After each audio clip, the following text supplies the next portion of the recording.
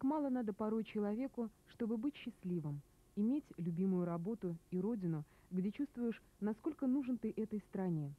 И даже если судьба вдруг увела от родного места, непременно вернется сюда человек, чтобы вновь обрести силу, и, несмотря на то, что за плечами порой полвека, понять, а жизнь твоя, она ведь только начинается. Почему кто-то назвал родину малой? Может, потому что память часто воскрешает лишь отдельные эпизоды юности. Берег реки или озеро, где проводил когда-то время с любимым человеком. Березка, возле которой мечталось о будущем лучше всего. И песни родного края, которые поются здесь также по-особенному.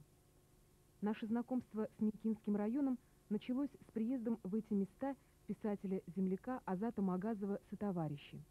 В компании таких же веселых, как он, людей мы побывали в его родной деревне и видели, как встречает известного своего сына земля Миякинская. Тогда-то и появилась мысль создать фильм о тех, кто живет и трудится здесь, и о тех, для кого Миякинский район навсегда останется малой родиной.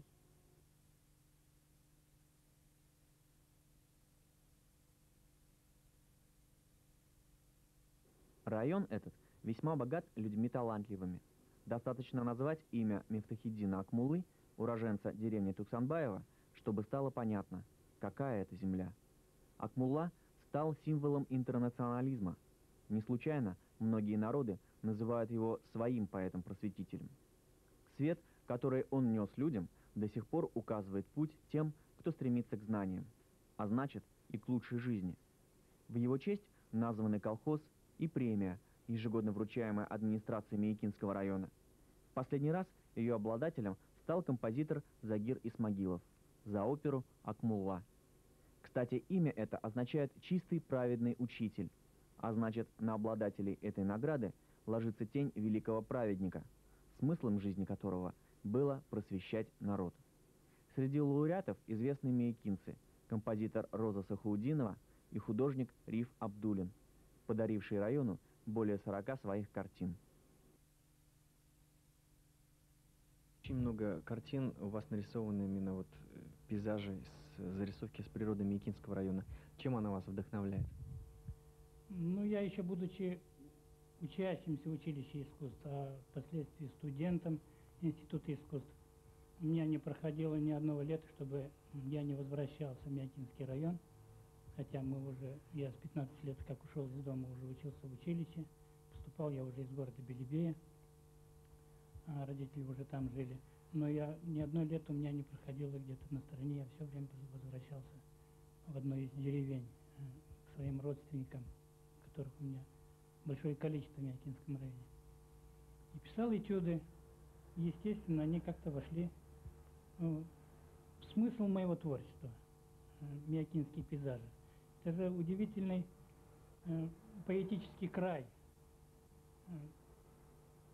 И люди такие же бесхитростно отзывчивые,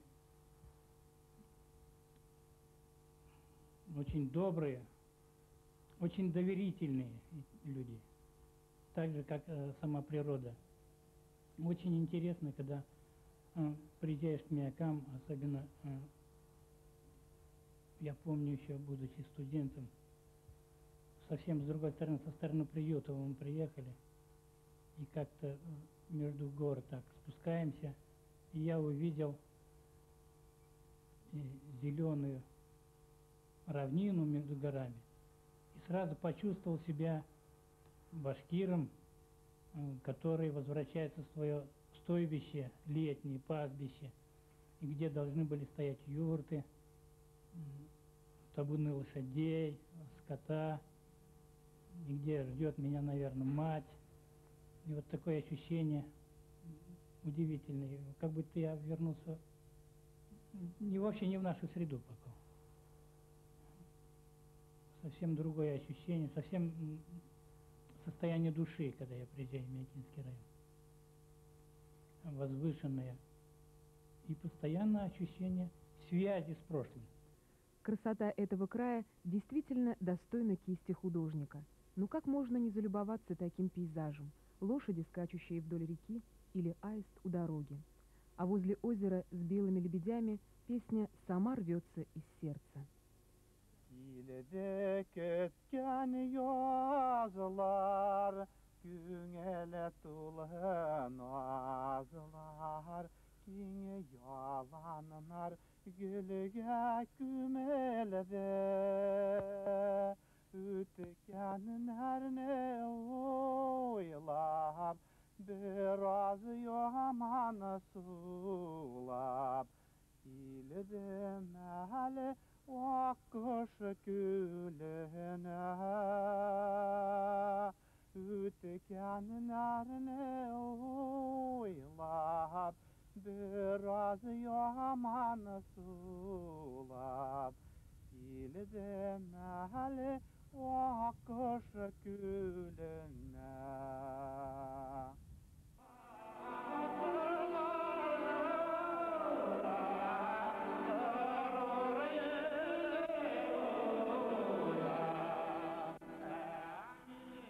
Этот подарок Сафарову и труженикам совместного сельхозпредприятия «Корановский» преподнес его директор Мусин Хайдар Халяфович, пригласив Фарита Бикбулатова на открытие новой средней школы в деревне Каракункасово.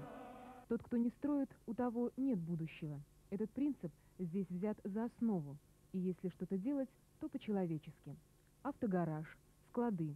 Во всех 5 деревнях обновлены животноводческие комплексы.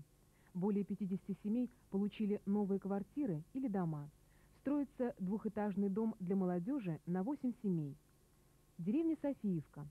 Чтобы люди не разбежались по соседним, построили в 1994 году культурно-бытовой комплекс, в котором уместились начальная школа, столовая, детский сад, клуб и медпункт. Но по праву гордостью предприятия, считает руководитель Корановского, парк, сотворенный руками местных жителей, в котором скульптором Борисом Фузеевым воздвигнута композиция в честь 50-летия Великой Победы. Здесь, можно сказать, святое место вот, на моих односельчан. Вот,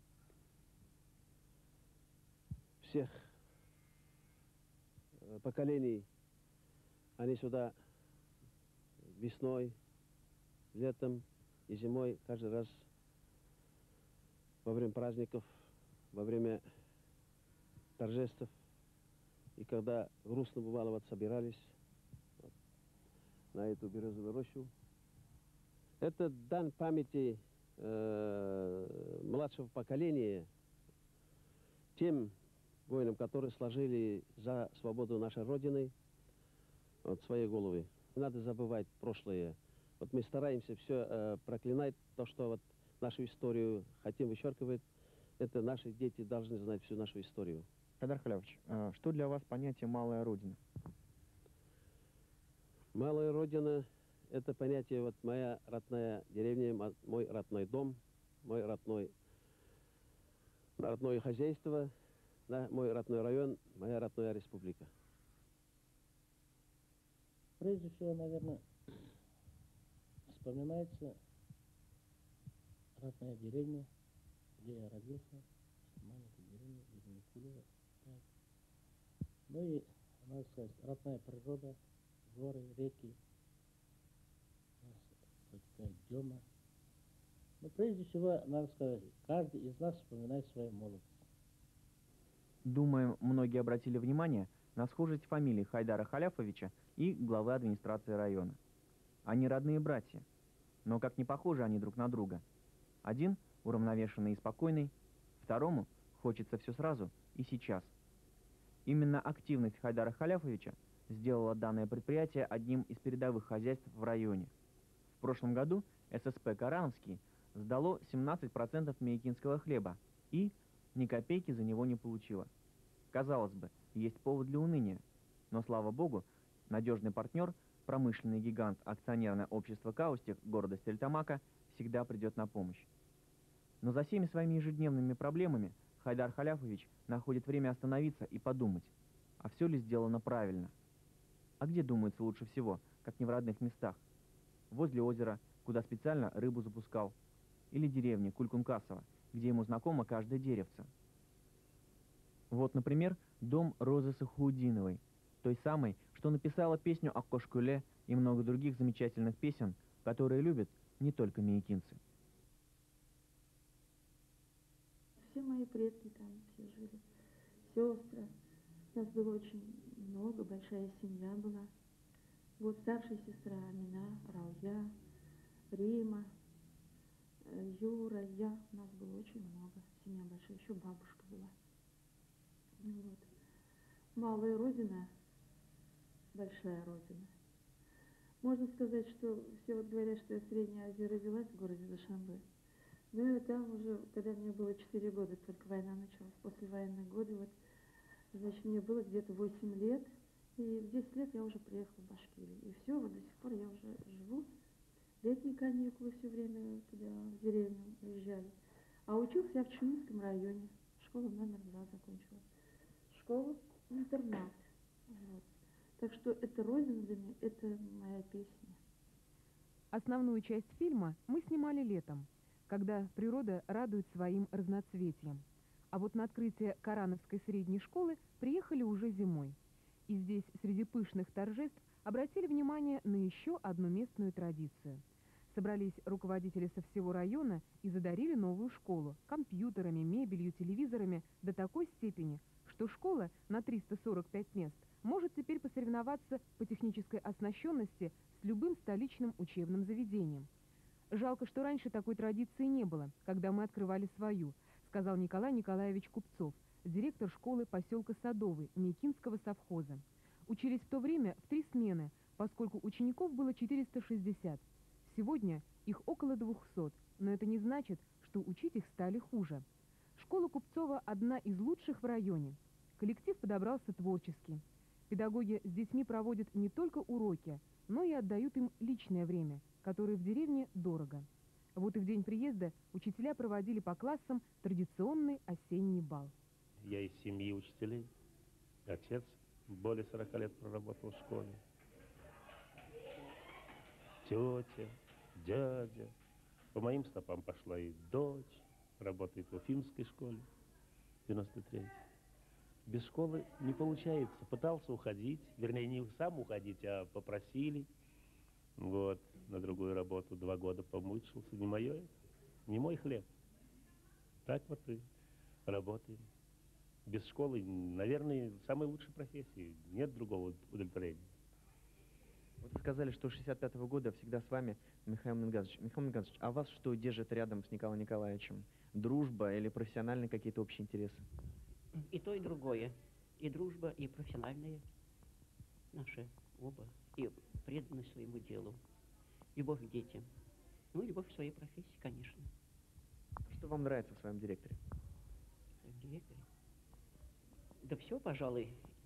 Во-первых, он хороший специалист, хорошо знает свой предмет, хорошо любит детей. У нас вообще не бывает почти трений в коллективе, вот, и между нами. Мы хорошо понимаем друг друга, с полуслова. Нам с Михаилом Мингазовичем удалось скомплектовать вот такой коллектив, а это долгие годы было. Наверное, в этом и успех школы.